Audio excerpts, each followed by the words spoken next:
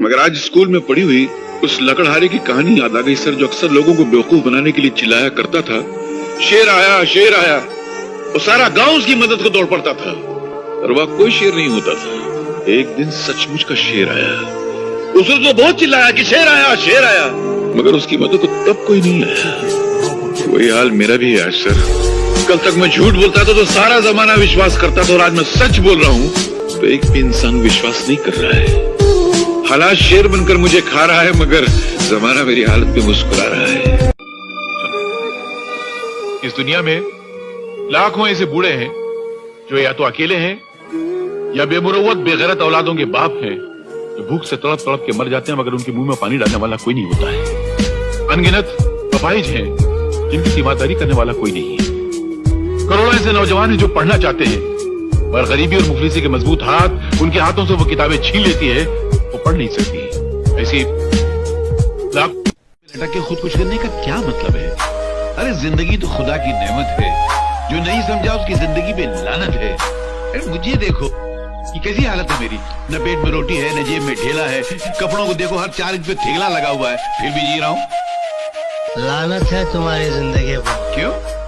अगर मेरा ऐसा फटा हाल होता तो मैं तो पैदा होते ही फांसी लगा लेता।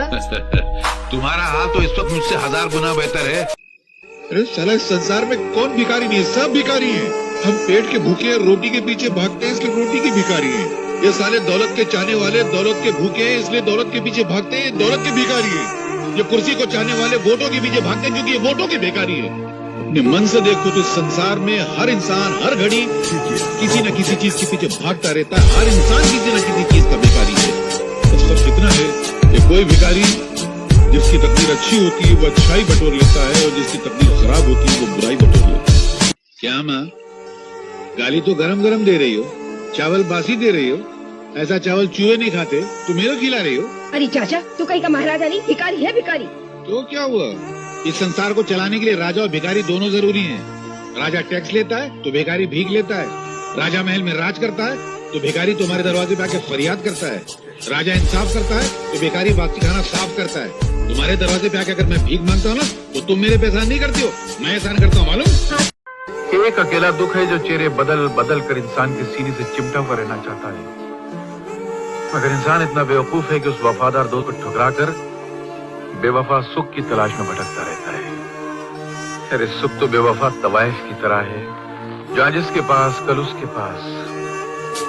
अगर इंसान दुख से दोस्ती कर ले तो फिर जिंदगी में कभी उसको सुख की तमन्ना ही नहीं रहेगी।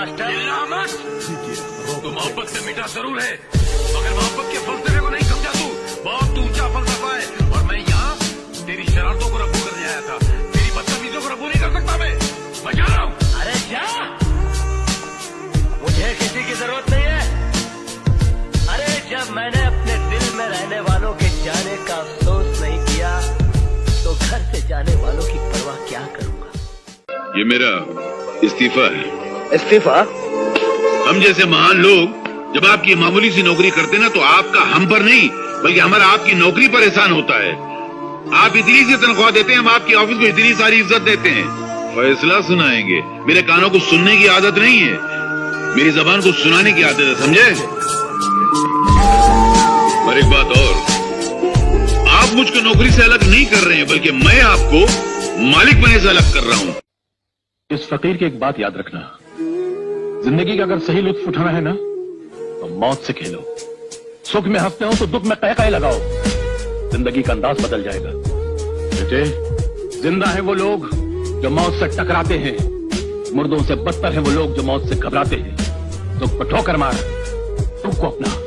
अरे सुख तो बेवफा है, चंद दिनों के लिए आता और चला जाता है, मगर दुख तो अपना साथी है, अपने साथ रहता। ये अनाथ आश्रम सब नाम के होते हैं, असल में ये मुसीबत आश्रम होते हैं। अनाथ आश्रम में जो बेचारे बच्चे पलते हैं वो भूख प्यास गरीबी जुल्म मार सहते सहते बड़े होते हैं, और जब बाहर निकलते हैं तो आदि मुजरिम बन चुके होते हैं। साहब, मैं तो कहता हूँ रुपये में 12 आना जो मुजरिम है वो सब अनाथ आश्रम की पैदावार है। इंस्पेक्टर साहब, आप अपनी इस वर्दी को हटाकर अपने खूबसूरत से दिल से सवाल कीजिए कि ये मासूम, ये छोटा फूल सा मासूम अनाथ आश्रम में पढ़ने के लायक है क्या? हम लोगों ने हिंदुस्तान की आजादी में खून इसलिए बहाया था कि भारत के भविष्य का बोझ उठाने वाले छोटे से मासूम कांधे अनाथ आश्रम में पलकर बड़े होंगे? कसूर तुम्हारा नहीं है बेटे, मेरा है। मैंने कांटों को इज्जत की जमीन पर बोकर अपने खून से सींचने की कोशिश की थी, पर मैं भूल गया था कि कांटे सिर्फ जख्म दे सकते हैं, खुशबू नहीं दे सकते। जीते रहो बेटा।